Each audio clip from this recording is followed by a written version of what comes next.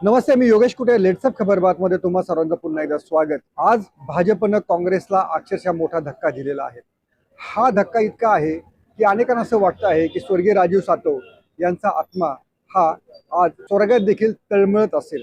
कारण ज्या काँग्रेस विचारांवर राजीव सातव यांची श्रद्धा होती, त्यांच्या कुटुंबाची श्रद्धा होती आणि जे राजीव सातव कधी काळी या महाराष्ट्रातले मुख्यमंत्री होतील जर काँग्रेस सत्तेवर आली असं बोललं जात होतं, त्यांचं घर देखील अखेर आज भाजपमध्ये गेलेलं आहे. प्रज्ञा राजीव सातव यांनी काँग्रेसचा त्याग करत भाजपचं कमळ हातामध्ये घेतलं.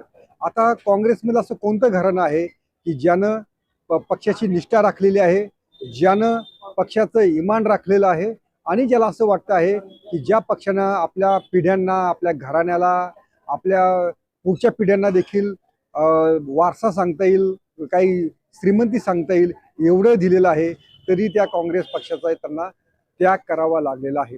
मला वाटतं बाळासाहेब थोरात यांचं जर कुटुंब जर सोडलं तर बहुतांश काँग्रेस आणि सतेज पाटील, विश्वजित कदम, अमित देशमुख अशी जर हाताच्या बोटावरील काही मोजकी घराणं सोडली तर ज्या घराण्यांच्या बळावरती काँग्रेसचं राजकारण चालत होतं त्या सर्वांनी काँग्रेस जेव्हा अडचणीत आहे तेव्हा त्यांनी पक्षाला धोका दगा दिलेला आहे, पक्षाची साथ सोडलेली आहे.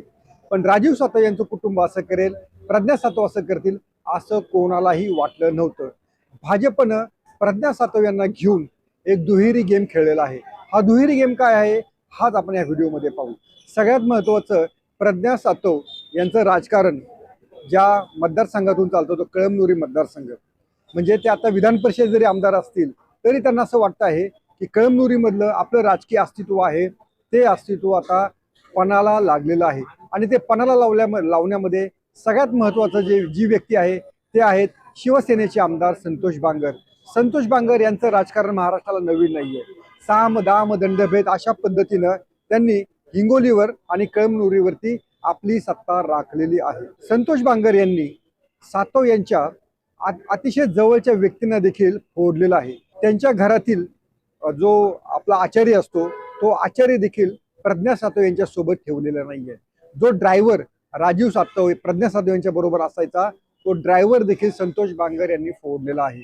म्हणजे संतोष बांगर यांनी घरातील देखील माणसं फोडायला मागे पुढे पाहिलेलं नाहीये. इतका धक्का त्यांनी प्रज्ञा सातव यांच्या एकूण राजकीय अस्तित्वाला त्या ठिकाणी दिलेला आहे.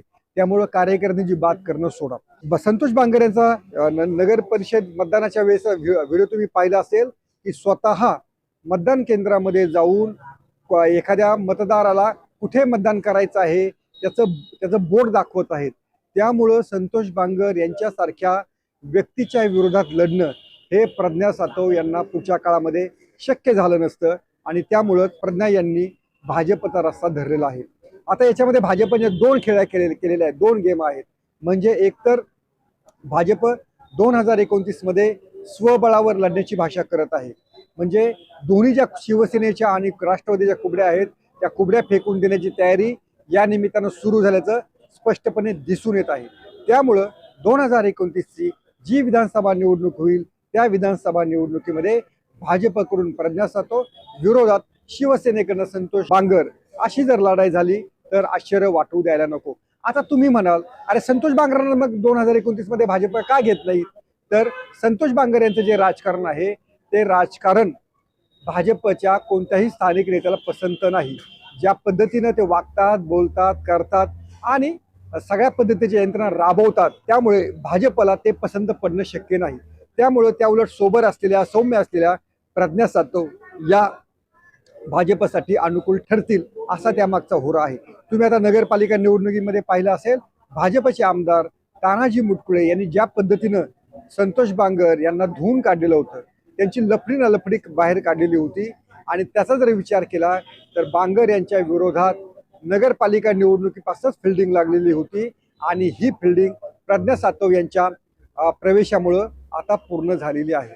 आता राहिला मुद्दा राज्यस्तरावरच्या राजकारणाचा. त्यातलं जे महत्त्वाचं राजकारण आहे ते विधान परिषदेमधलं. विधान परिषदेमध्ये एकूण 78 सदस्य आहेत.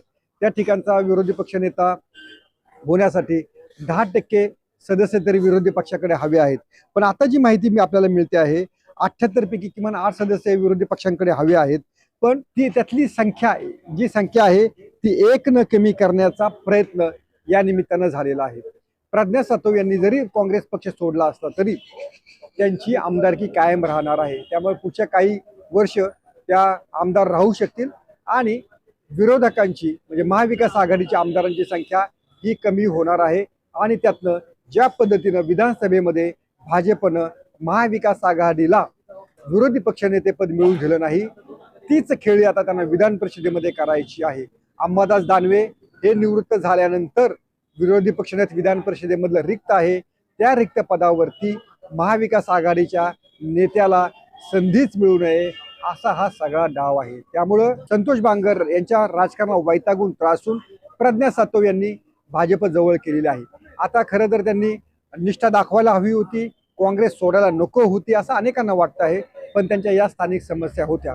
पण त्यांनी असं म्हटलं असलं तरी चाललं असेल की माझं राजकारण संपलं तरी चालेल, पण मी काँग्रेसची साथ सोडणार नाही. पण ते म्हणण्याचं धाडस भल्या भल्या नेत्यांमध्ये नाही, त्या प्रज्ञा सातव यांच्यामध्ये कुठून असणार. आणि दुसरी आणखीन एक गोष्ट होती, प्रज्ञा सातव यांच्याकडे ज्या काही शैक्षणिक संस्था आहेत त्या संस्था देखील आता अडचणीत असल्याचं बोललं जात आहे. त्यामुळं त्या सगळ्या चौकशांमधनं त्या आरोपांमधनं मुक्ती मिळवण्यासाठी देखील त्यांनी कमळ जवळ केलेलं आहे. त्या प्रज्ञा सातव यांचा हा हेतू आता पुढच्या काळामध्ये उघड होईलच आणि त्याचा फायदा भाजपनं बरोबर घेतलेला आहे. त्यामुळं काँग्रेस ज्या सुभेदारांना ज्या सुभेदारांना ज्या घराण्यांना काँग्रेसनं पोचलं, हीच घराणी काँग्रेसला आता खिळखिळ करू लागलेली आहेत. हेच याचं आता पुन्हा पुन्हा दिसून आलेलं होतं आणि प्रज्ञा सातव यांनी देखील पक्षाला तोच धडा दिलेला आहे. त्यामुळं या पुढच्या काळात तरी काँग्रेसनं राजकीय अशा वजनदार नेत्यांना, राजकीय घराण्यामधल्या व्यक्तींना उमेदवारी देण्यापूर्वी 1000 वेळा विचार करावा, एवढंच या प्रज्ञा सातव प्रकरणाचं म्हणणं असावं. तुम्हाला हा व्हिडिओ कसा वाटला आवर्जून सांगा. पाहत राहा लेट्स अप मराठी.